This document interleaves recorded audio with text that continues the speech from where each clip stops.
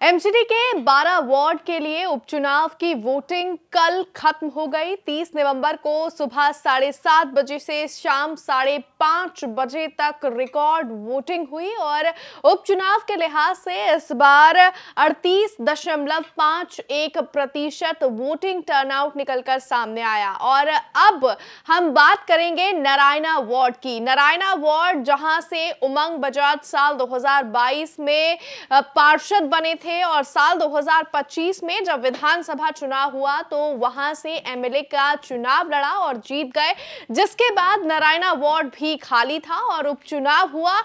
और हमारे सहयोगी मनोरंजन कुमार इस पूरे उपचुनाव की प्रक्रिया के दौरान ग्राउंड जीरो पर मौजूद रहे और लोगों के बीच पहुंचे और लोगों के दिल का हाल जाना कि आखिरकार इस बार उनके जनता का मूड क्या है और वो किस पार्टी की तरफ उनका झुकाव सबसे ज्यादा है। तो मनोरंजन, बहुत बहुत स्वागत है आपका इस वीडियो में। और बात करें नारायणा वार्ड की तो नारायणा वार्ड में इस बार 42.76% मतदान हुआ है, जो कि काफी अच्छा नंबर है। किस तरह का कल पूरा वोटिंग के दौरान पूरा माहौल था, क्या कुछ देखा आपने ग्राउंड पे? देखिए, जो परसेंटेज है, अगर पिछले जो पार्षद के चुनाव हुए थे, मतलब 2022 में जो काउंसलर के इलेक्शन हुए थे, उसमें यहाँ का प्रतिशत 45% था और इस बार 42% के आसपास रहा। तो अगर तुलना करें तो बहुत अंतर नहीं रहा, लेकिन कहीं ना कहीं ये आंकड़े मुझे लगता है कि लोगों में एक उत्साह जो है सो उसकी कमी दिख रही है, क्योंकि हालांकि जो इसी साल विधानसभा के चुनाव हुए उसमें ये प्रतिशत कहीं अधिक है, लेकिन जो ये चुनाव जो आंकड़ा है वो ये बताता है कि लोगों को जो लगता है पिछले, अगर तीन तीन साल की बात करें, 3 साल में लोग तीसरा चुनाव यहाँ देख रहे हैं। 2022 में काउंसलर का, फिर 2025 में विधायक का और फिर अभी जो है सो इस साल के अंत में ये फिर से काउंसलर का चुनाव हुआ। तो ये कहीं ना कहीं जो है सो वर्तमान में जो पार्टी प्राचीन है उनके मुझे जो दिख रहा है, क्योंकि ग्राउंड पर मैं सारा दिन थी और कई बूथ पर गया था यहाँ पे। इस नारायणा होटल में जो है सो 49 बूथ है और उसमें से मुझे लगता है कि मैं कल लगभग 15 से 20 बूथ पर जा रहा था। तो वहाँ लोगों से जो है सो कैमरे पे भी बात हुई और बिना कैमरे के भी लोगों की राय जब हमने जानी, तो लोग कहीं ना कहीं इस बार बदलाव के मूड में है। और इसके पीछे लोग जो है सो, आपने देखा होगा कि जो हमने खबरें की, जो हमने चर्चा की, उसमें लोग समस्याओं की भरमार लेकर बैठे हुए थे। और साथ ही मतलब समस्या जो काउंसलर, चूंकि छोटा चुनाव है और काउंसलर के जिम्मे मान लीजिए कि गली नाली कोई फर्क दिखाना यही तो होता है, लेकिन लोग जो आए थे वोट करने के लिए उसमें नारायणा अग्रवाल की बात करूं तो सीनियर सिटीजन भी काफी थे। एक 95 साल की माता जी आई थी, युवक भी थे, तो उन्होंने कहा ना कहा मुझे लगा कि दोनों की तरफ जो है सो इस बार ये वोटर जाता हुआ दिख रहे जी बिल्कुल मनोरंजन। और इस बार जब आप मौजूद रहे मतदान केंद्र पर तो लोगों से आपने बातचीत की, लोगों के मन में किस तरह का, आपने किन मुद्दों पर उन्होंने मतदान किया, इसके साथ ही जो कैंडिडेट्स थे इस बार किन क्या कैंडिडेट्स के चेहरों पर वोट पड़े या फिर पार्टी के चेहरे पर, पार्टी के सिंबल पर वोट पड़े? हैं। देखिए यहाँ जो 49 वार्ड है उसमें कुछ शहरी इलाका, पास कॉलोनी कह सकते हैं, सोसाइटी कह सकते हैं, वो भी है। और नारायणा गांव यहाँ, नारायणा गांव जो है तो वहाँ तकरीबन वोटर है। और ये मुद्दा तो लगा पिछले चुनाव से भी चला था कि कोई भी पार्टी पिछले कई सालों में नारायणा गांव से जो कोई कैंडिडेट हो उसको प्रतिनिधित्व नहीं दे रही है। ऐसे में इस बार जो बीजेपी की कैंडिडेट है चंद्रकांत, वो इस वार्ड से दूसरे इलाके से आते हैं, मतलब इस वार्ड के बाहर, मतलब बीजेपी का सबसे कम शुरू हुआ। तो गाँव में और जो सोसाइटी या कॉलोनी है वहां भी लोगों में नाराजगी थी, गाँव के लोग ज्यादा नाराज थे। इस बीच कांग्रेस ने क्या किया कि गांव से ही जो एक व्यक्ति है उनको टिकट दिया। तो जो गांव का वोट है वो निश्चित तौर पर यहाँ पर जो है तो दिख रहा है और कांग्रेस के पक्ष में जाता है। तो ये मान लीजिए कि कांग्रेस को जो भी वोट मिलेंगे, कांग्रेस का जो कैंडिडेट है वो इस सीट पर बहुत ही डिसाइसिव जो है सो रहने वाला है। जितना वोट कांग्रेस के नेतृत्व को मिलने वाले हैं, क्योंकि जो कांग्रेस को जितना वोट मिलेगा वो कहीं ना कहीं बीजेपी का नुकसान है। तो जो फायदा है वो आम आदमी पार्टी को मिलने वाला है। जी।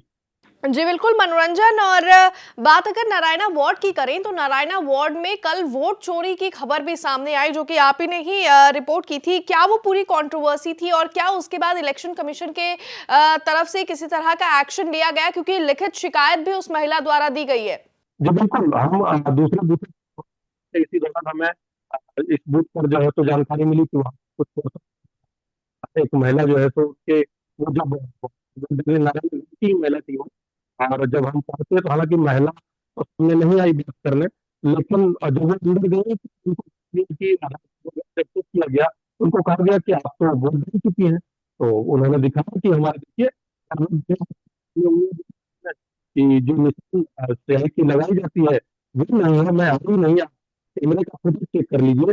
तो उन्होंने जो है पहले से वहां से ये कहकर हटा दिया कि नहीं नहीं, टिकट का माहौल खराब कर रही है।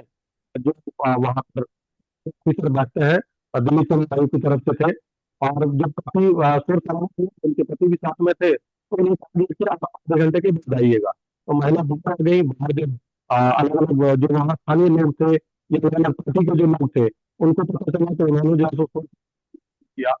और जब मीडिया का जमाना, तो महिला को फिल्म में अंदर भी लिया गया, तो ये कह के कि आप जो है तो लिखित शिकायत दे दें आप। और लिखित शिकायत देने आप ये समझ सकते हैं मामले की गंभीरता कि उसी दौरान लिखित शिकायत दिया तो सेक्टर ऑफिसर जो अंदर मौजूद था, और उन्होंने बाकायदा मीडिया से कई बातें शेयर की और कहा, और इतना ही नहीं, लिखित शिकायत और मीडिया के जवाब में उन्होंने जो है तो उस महिला का चैनल ब्लॉक करा। तो सेक्टर अफसर ने आकर बताया कि देखिए ऐसे ऐसे व्यक्ति, और इन्हीं की सेक्टर की जो है सो कोई महिला आई थी, और हमने जो है सो उनको वोट करने दिया। तो फिर उनकी मतलब ऐसे कैसे हो सकता है कि चेहरा एक ही व्यक्ति एक ही महिला का एकदम से मिलता है। अब ये सब करके तो हमने को ठंडे बस्ते में डालने के लिए संगीत वोट जो है सो उस महिला का टेंडर वोट ये भी काफी था, लेकिन चूंकि मामला बहुत बड़ा था इसलिए जो है सो टेंडर वोट दिया। तो इतना नहीं, दूसरी इसी बात पर जो है सो कि बुजुर्गों के लिए यहाँ पर जो है सो व्हील चेयर की व्यवस्था नहीं थी। और उसी दौरान जब हम लोग एक 95 साल की माता जी को उनके पोस्ट को स्कूटी पर आए थे, और वो जो है सो बड़ी मुश्किल से चल पा रही थी। हालांकि उनमें वोट कास्ट करने का जोश था, लेकिन व्यवस्था की कमी के कारण उनको बूथ से बाहर से अंदर तक जाने में परेशानी हो रही थी। हालांकि उनके पोते किसी तरह से स्थिति है, लेकिन इस बीच जब पुलिस जब आगे वोट से उन्होंने तो किया, तो कुछ देर के बाद वहाँ वन की टीम आ गई। इतना ही नहीं, नारायण और सत्ता होते होते जो इस इलाके के विधायक बीजेपी विधायक हैं, उन्होंने ट्विटर पर एक फोटो शेयर की जब उन्होंने अपना वोट कास्ट किया। इसको लेकर भी तमाम पार्टियों ने जो ट्वीट किया, मामला आया, लेकिन हालांकि इस मामले में आप लोगों की तरफ से किसी तरह की कोई कार्रवाई की जानकारी अब तक नहीं मिल पाई है। जी। जी मनोरंजन। और आम आदमी पार्टी ने भी वोटिंग से चंद घंटे पहले कई गंभीर आरोप लगाए थे दिल्ली पुलिस और बीजेपी पर चुनाव को प्रभावित करने के। आम आदमी पार्टी से प्रत्याशी राजन अरोड़ा खुद थाने के बाहर वोटिंग से एक दिन पहले कई घंटे तक खड़े रहे थे, उनके कार्यकर्ता को डिटेन कर लिया गया था। और क्या कुछ वो पूरी कंट्रोवर्सी थी और क्या उस पर भी आम आदमी पार्टी की तरफ से कोई एक्शन लिया गया है?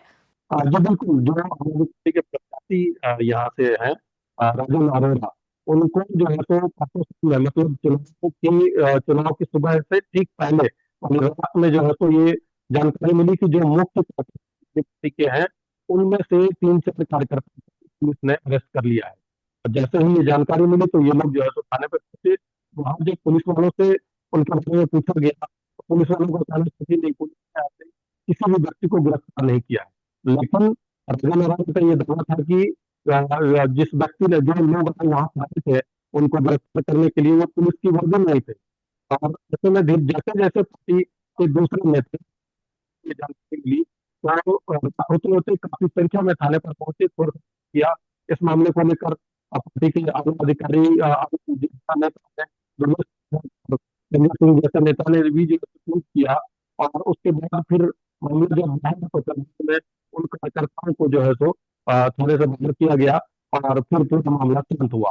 और जी, मनोरंजन, अंत में आपसे एक सवाल लेना चाहूंगी, क्योंकि दिल्ली की जनता और नारायणा वार्ड की जनता भी यही जानना चाहते हैं कि आखिरकार जो आम आदमी पार्टी, बीजेपी और कांग्रेस, इन तीनों ही प्रत्याशियों में से सबसे ज्यादा जीतने के चांसेस आपको किसके लग रहे हैं? क्योंकि अगर साल 2022 के आंकड़े देखें तो उमंग बजाज को इस सीट पर 3740 के मार्जिन से वो जीते थे। क्या बीजेपी इस जीत को फिर से रिवाइव कर पाएगी या फिर आम आदमी पार्टी या कांग्रेस इसमें सेंधमारी कर सकते हैं इस बार? देखिए, ग्राउंड पर जो हालात है उसमें सीधा टक्कर तो बीजेपी और आम आदमी पार्टी के बीच ही है। और लोगों से जो हमारी बात हुई उसमें लोगों का यही कहना है कि क्योंकि पार्षद भी उमंग बजाज ही थे, विधायक उमंग बजाज है और फिर से पार्षद, तो लोगों लोगों का ये कहना है कि जो समस्याएं हैं, जो उमंग बजाज के पार्षद रहते हुए जो समस्याएं ग्राम पर थी, उन समस्याओं का समाधान अब उनके विधायक बनने के बाद भी नहीं हो पाया। तो कहीं ना कहीं लोगों के मन में एक नाराजगी तो दिख रही है, लेकिन जो यहाँ है वो आम आदमी पार्टी और बीजेपी के बीच है, ये जो है बहुत सही है। जी, बहुत बहुत शुक्रिया मनोरंजन, आपका इस कन्वर्सेशन में हमारे साथ जुड़ने के लिए। तो ये तो हमारे पत्रकार, हमारे सहयोगी मनोरंजन कुमार का आकलन है, जो कि ग्राउंड जीरो पर मौजूद रहे। नारायणा वार्ड पर क्या ये आकलन सही साबित होता है या नहीं, ये 3 दिसंबर को तय हो जाएगा। फिलहाल मुझे दीजिए इजाजत, और एमसीडी बाई इलेक्शन से जुड़ी हुई हर अपडेट को देखने के लिए आप देखते रहिए दिल्ली तक।